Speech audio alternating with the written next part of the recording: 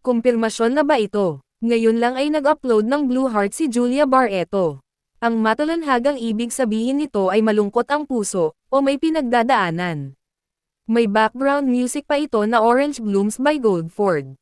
At ang lyrics ay tungkol sa isang relasyon na may pag-aalinlangan. Ang iba ring ibig sabihin ng Orange Blooms ay new beginnings at minsan associated ito sa eternal love. Pero ang caption nito ay balloons. Ayon sa mga netizens ay tila nagpapahiwatig ito ng pag-let go. Pero noong nakaraang araw sabi ng mga malapit kay Julia ay, sila pa. Yan ang sagot sa handler ni Julia Barreto ng Viva. Dahil no show si Gerald sa kasal ni Claudia, ay sinubaybayan na ng mga netizens ang magkasintahan. Hindi lang ngayon na isyo kung hiwalay na sila. Pag hindi magkasama ay agad na i-isyo na hiwalay na at lagi na lang nila itong tinatawanan.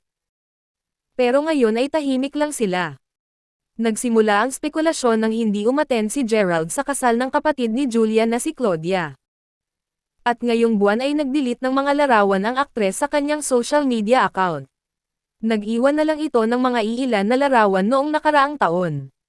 Wala rin ang aktor sa out-of-the-country trip ni Julia sa Morocco. Hindi rin siya kasama sa birthday ni Marjorie Barreto, ina ni Julia, sa Boracay. At nag-family outing din si Gerald na wala ang aktres at may caption pa itong regroup. Kaya mas lalong umugang ang balita na wala na nga sila. May mga reliable sources na tinanong si OG Diaz kung sila pa ba, at pinusuan lang umano ang tanong niya. Sa pag-intindi ng kolumnista ay sila pa nga. Naka-follow pa din sila sa bawat isa sa Instagram. Ganito rin kasi nagsimula ang isyong hiwalayan, nina Colby Paras at Kailin Alcantara. Nagburahan ng larawan, tapos ilang araw ay nag-unfollow na sa bawat isa. Kaya nakaabang ang mga netizens kung mag-unfollow na ba ang Gerald sa bawat isa. Ito na ang naging basehan ng mga netizens sa mga celebrities na naghihiwalay. Simula pa ng kanilang relasyon, ay puno na ito ng intriga.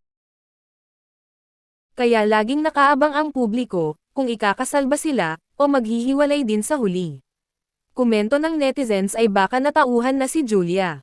Baka nagising ang aktres matapos niyang masaksihan na ang nakababatang kapatid ay lumagay sa tahimik sa edad na 25.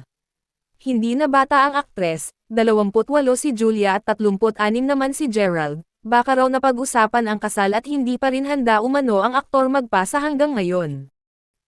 5 taon na ang kanilang relasyon, at wala pa rin umanong planong magpakasal. Ayon sa iba, ay nagsasayang lang umano ng panahon si Julia. May nagsabi rin na baka nahumaling na naman sa iba si Gerald. Bash naman ng ilan ay, nagsimula kasi raw sa cheating ang relasyon kaya ano pa i-expect ni Julia. Ang tinutukoy ng netizens ay si Julia umano ang dahilan sa hiwalayan dati ni Bea at Gerald. Inihantulad naman si Gerald kay Leonardo DiCaprio na ayaw sa mga matured na babae. Malapit na magtatlumpo si Julia at baka time to move on na.